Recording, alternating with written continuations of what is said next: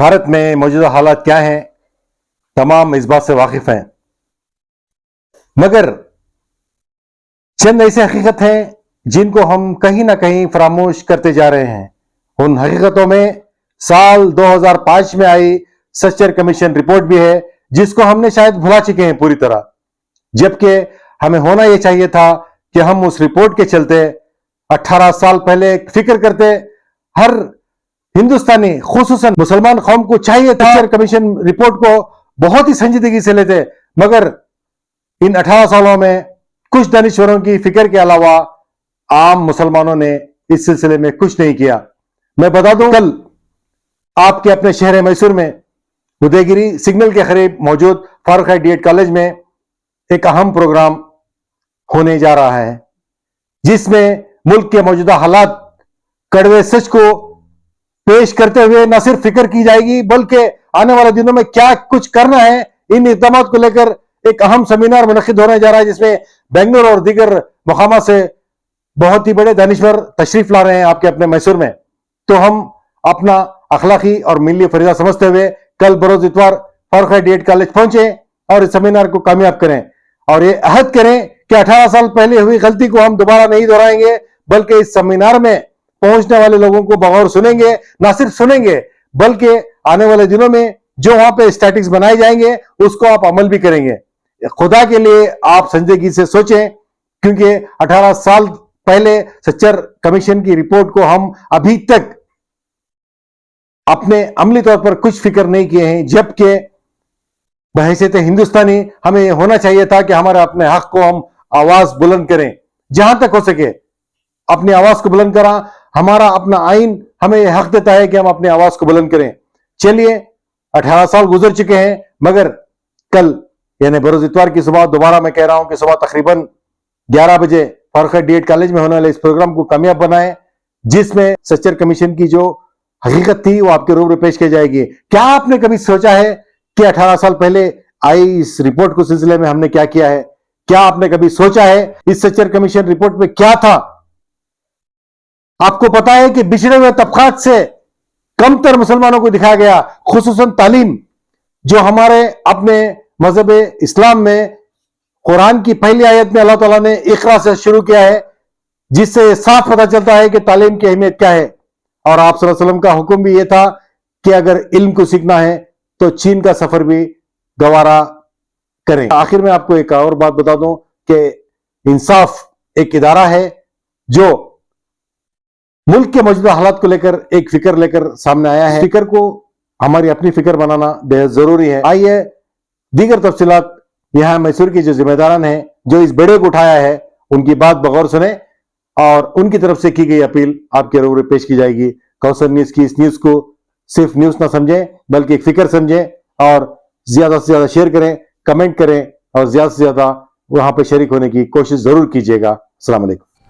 Sir, आज 15 तारीख है, 17 तारीख को जो आप प्रोग्राम करने जा रहे हैं, इंसाफ इदारे को लेकर आप एक उम्मीद जगा रहे हैं। लोगों को ये बताएं कि इंसाफ तंजीम किसकी है और क्या डिटेल है, क्योंकि लोग आना चाह रहे हैं तो इंसाफ में जुड़ना है। तो ज़माना बेइंसाफ़ी के तौर पर बहुत ज़माने से सह रहे हैं हम लोग, हर तरफ नाइंसाफ़ी है।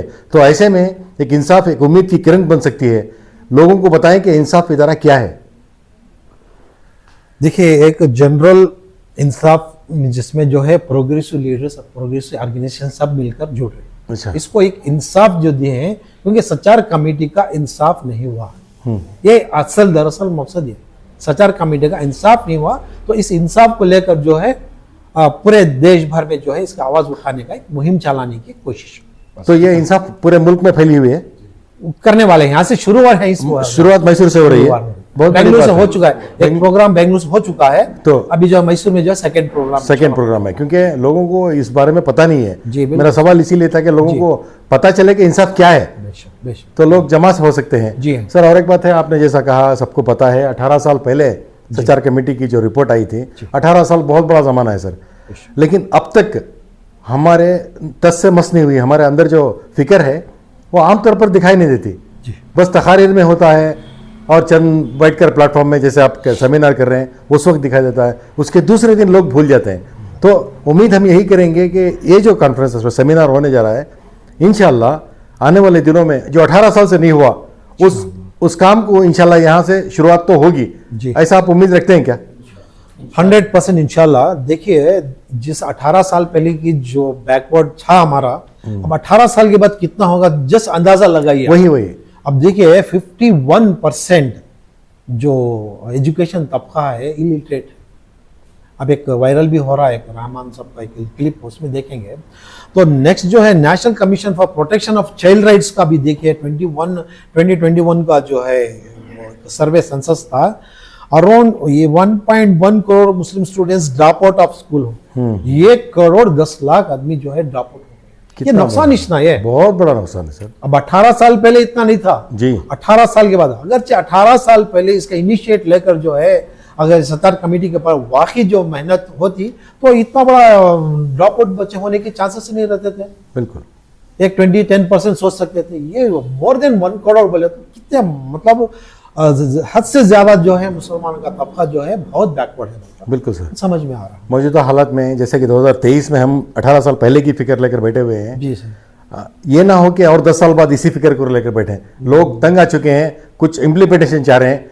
हम आपसे यही उम्मीद करेंगे कि इंसाफ जो नाम दिया गया है सारे मुल्क में इंशाल्लाह इंसाफ जरूर होगा इंशाल्लाह। वालेकुम सलाम। आज का प्रेस मीट का मकसद क्या है सर? देखिए, भारत में मुसलमानों की मौजूदा हालात को लेकर एक सेमिनार तय किया गया है। वो बरोज़ इतवार, आने वाले इतवार यानी 17 सितंबर को 10:30 बजे Farooq DEd college signal light के पास, उदयगिरी के पास होंगे। और ये जो सेमिनार रखा गया एक इंसाफ, जिससे जो है हर मुख्तलिफ जात के लोग भी जुड़े हुए हैं इसमें, और एक प्रोग्राम भी बेंगलोर में हो चुका है इंसाफ के। अब ये सेमिनार इसलिए मुनक़िद किया गया है कि सचार कमेटी, आप सबको मालूम है राजेंद्र सचार कमेटी जो 2005 में कॉन्स्टिट्यूट हुई थी, उससे पहले का जब लेंगे तो जो नेशनल माइनॉरिटीज का एक तबका कमीशन बिठाया गया था, वो 92 में आया था। तो इसके बाद जो है 2005 में जो है सचार कमेटी का एक कॉन्स्टिट्यूट किया गया था सेंट्रल गवर्नमेंट से, जबकि यूपीए गवर्नमेंट थी, आप सबको मालूम है।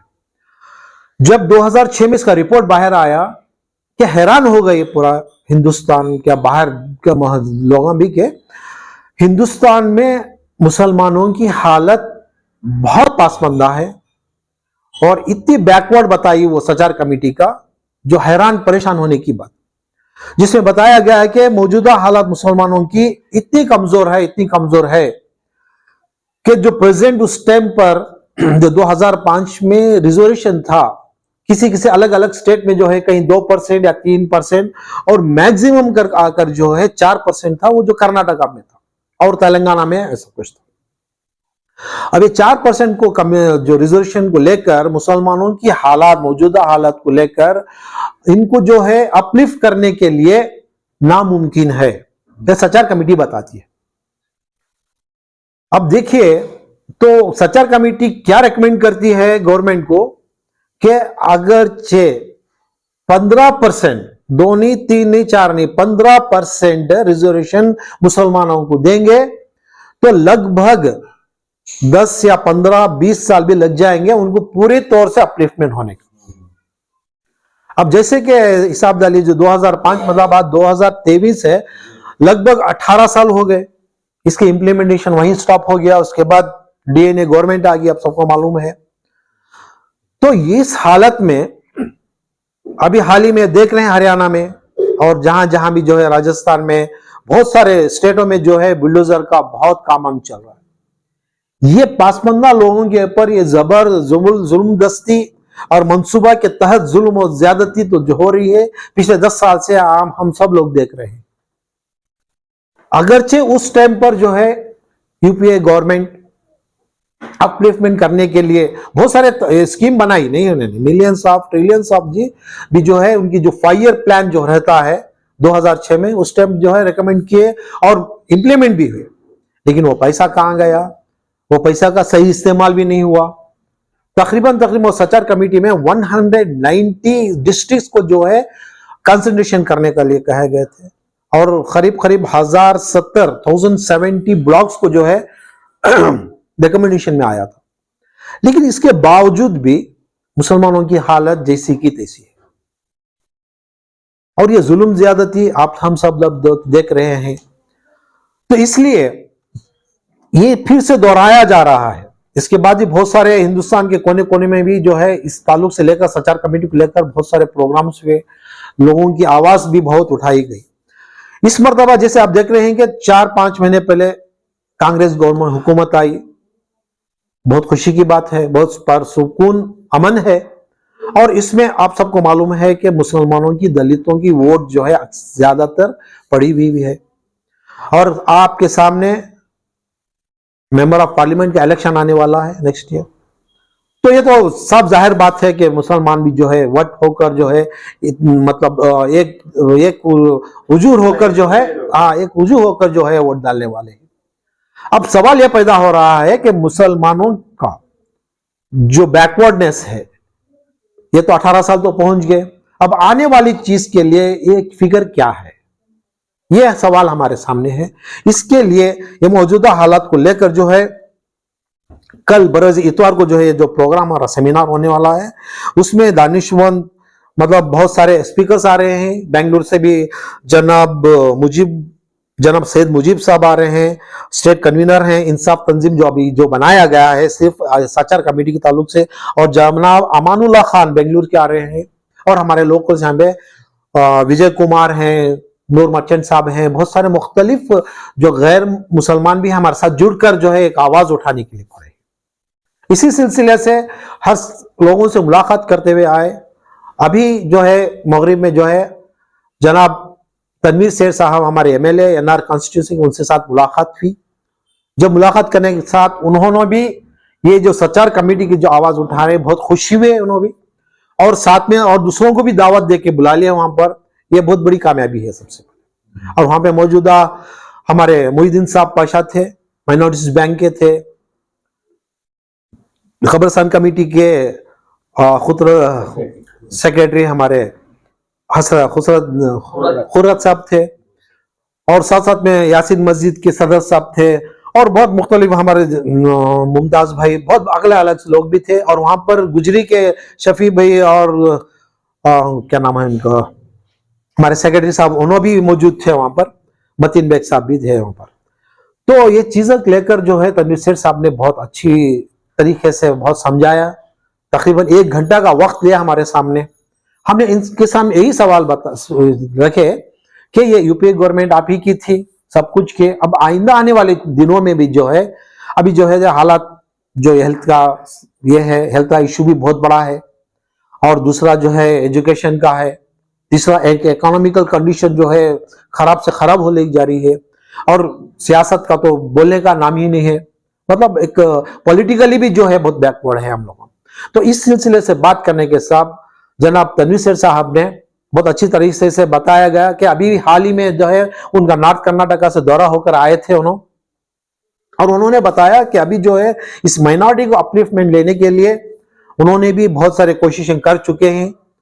और अब आने वाले नेक्स्ट बजट में भी जो है इनका कम से कम जो है पसमंद मतलब माइनॉरिटी से लोगों का है 1.76 का बैकलॉग भी करने वाले भी हैं। ये सब तफसील से बात सुनाए हम लोगों को।